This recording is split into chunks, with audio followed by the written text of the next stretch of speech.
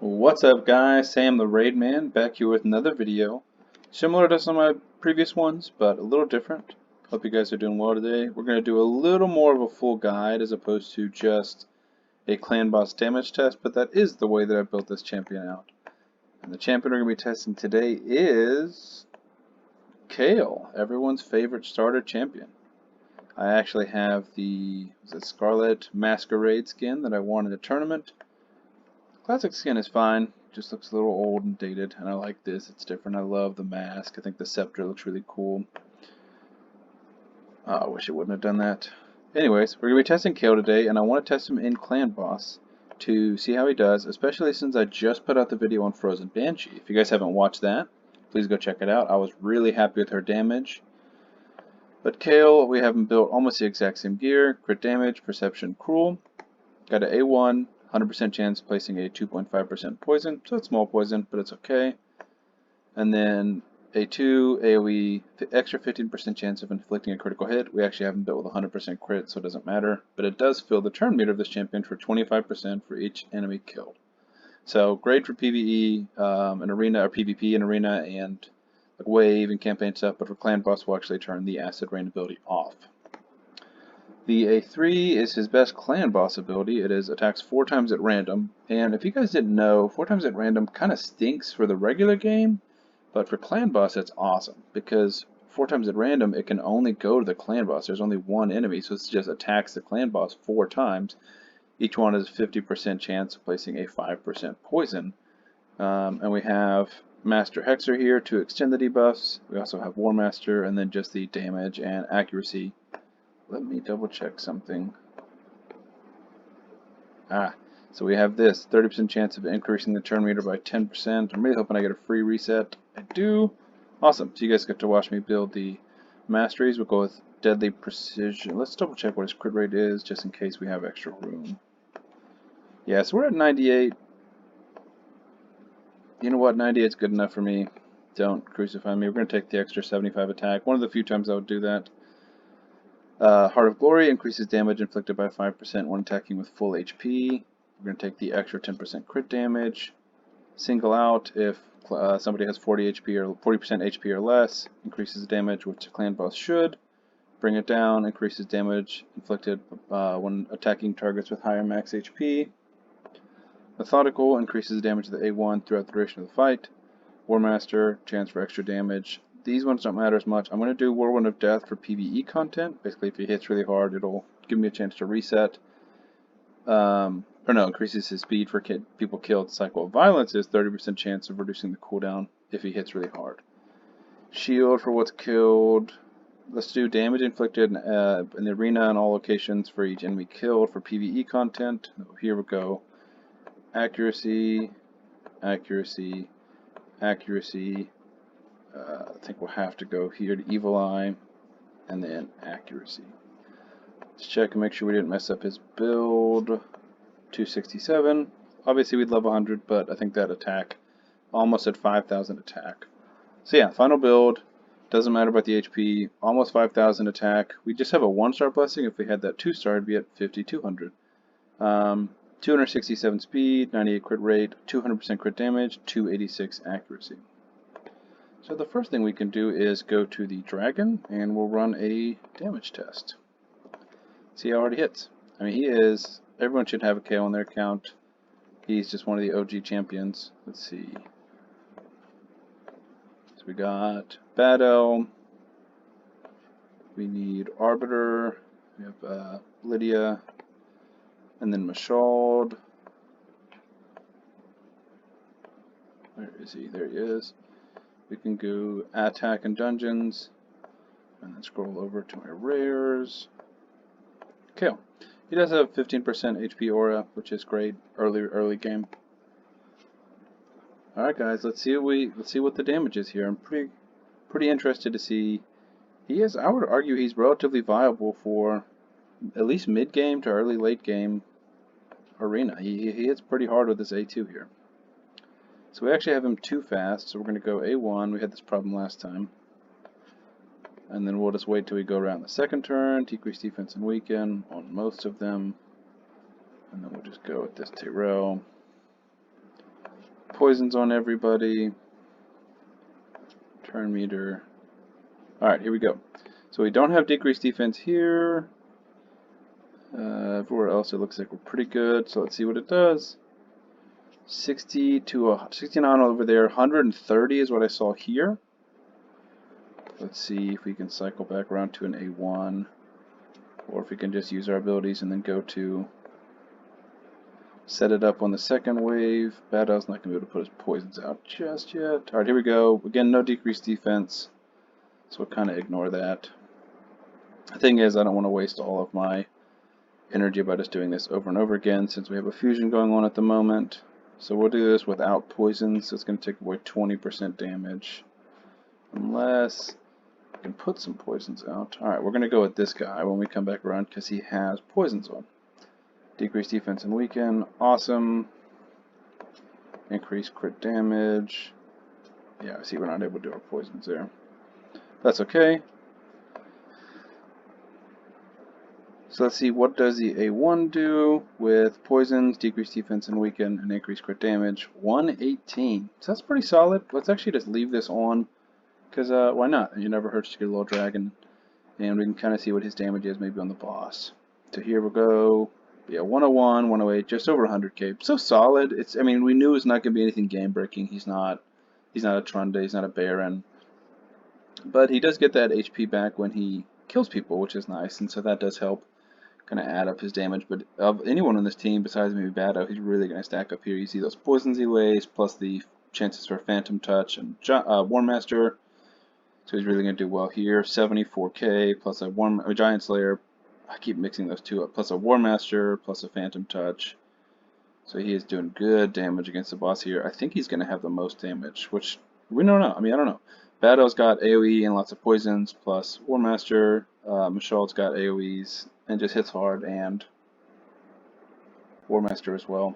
So we'll see what Kael does. Looks like about 120k there, like 28s, 25s, 110, 120k on that A3, 85k there. And then we'll just look at the damage numbers at the end.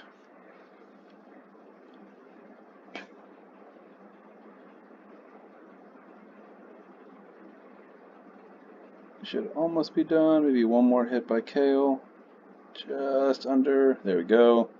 Not a fast run by any means. Trash gear. 320, 510, 88, 380, 2.7. I honestly did not see that coming. That's a ton of damage. Like, these guys are built well. That's a lot of AoEs and poisons. And goodness, 2.67 million by Kael. Guys, that's a rare on a team full of legendaries. Alright, the next thing I wanted to show him in is one of what I think is one of his best spots in the game, which is just campaign farming. So I'm not going to set up his masteries here. I'm just going to let him do it. I use Fellhound. But let's just put Kael in. There he is with some food.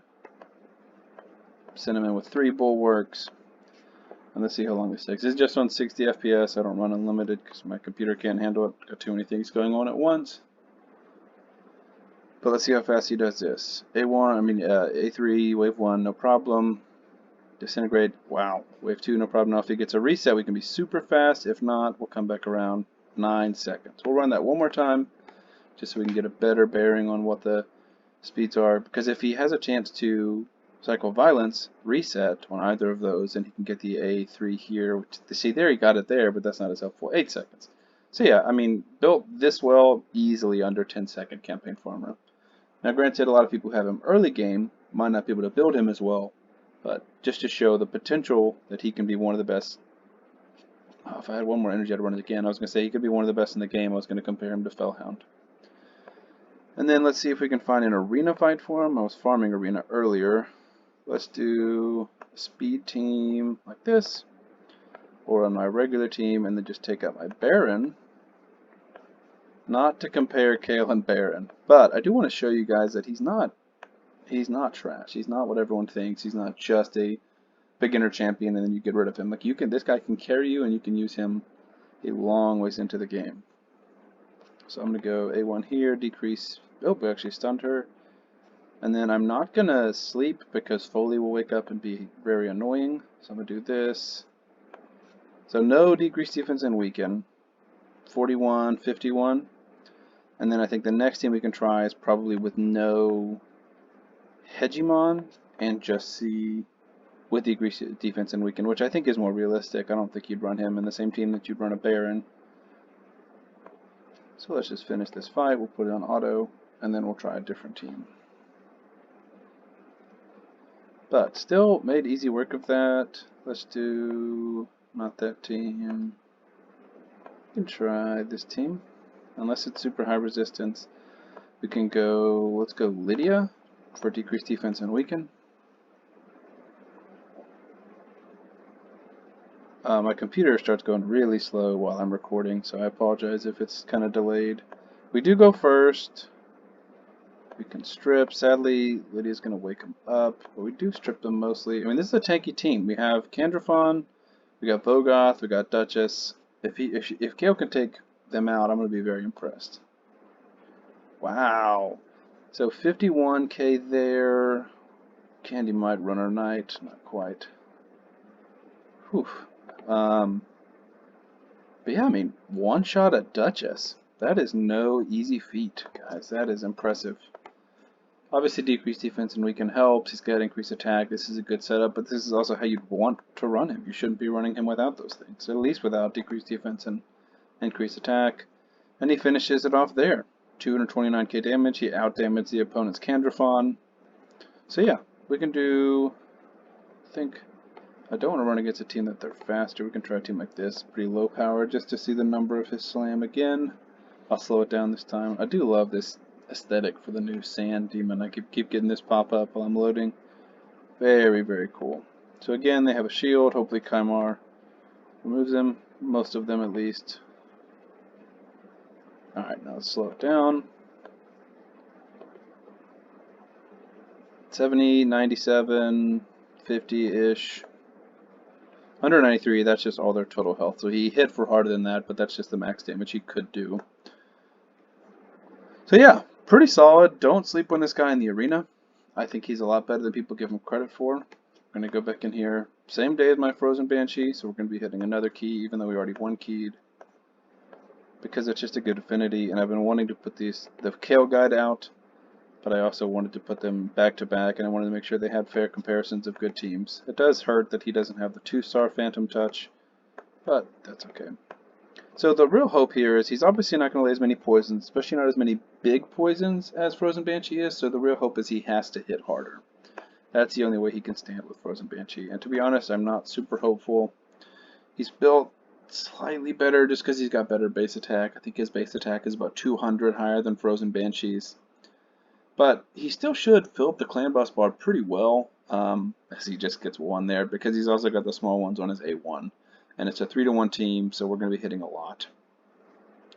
So let's just wait until we've got decreased defense. So A1 hit for like 56k there, but no increased attack. So now he's got the increased attack. Let's see, he's got the A3 back. No, A1, 77. So solid. I think that's better, I believe, if I remember correctly, than Frozen Banshee's A1 was. But I know Frozen Banshee's A3 was hitting for about 100k. But his A3 should hit really, really strong. Hopefully once we get up to speed, we'll get some more poisons on the clan boss. So yeah, about 100k plus any War Master or Phantom Touch procs. So we'll see. I'm very excited to see this, and I'm curious how she stacks up, or how he stacks up against Frozen Banshee. So I'll put this on 2x speed and play some music, and I'll catch you guys at the end.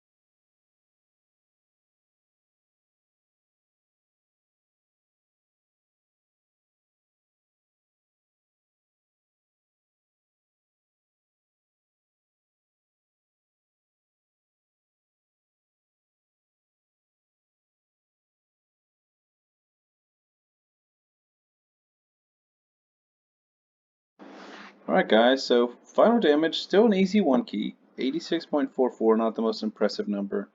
Kael, 32.46, I know looks weak next to Frozen Banshee, but I really think that speaks to how amazing Frozen Banshee is, and not how bad Kael is.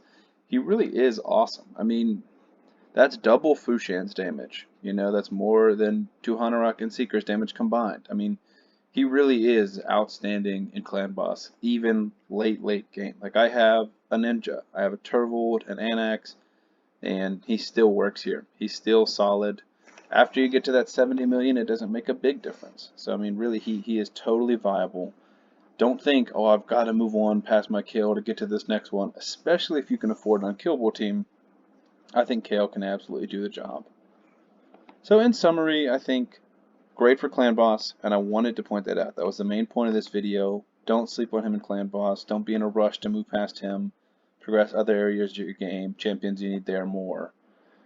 Wanted to show off my Scarlet Masquerade skin, because it's my only chance to. And I do think he's great in dungeons. I think he's still solid in the arena, and I think he's still one of the best campaign farmers in the game. So that's going to be it for today's video. I hope you guys enjoy. Please leave a like and subscribe.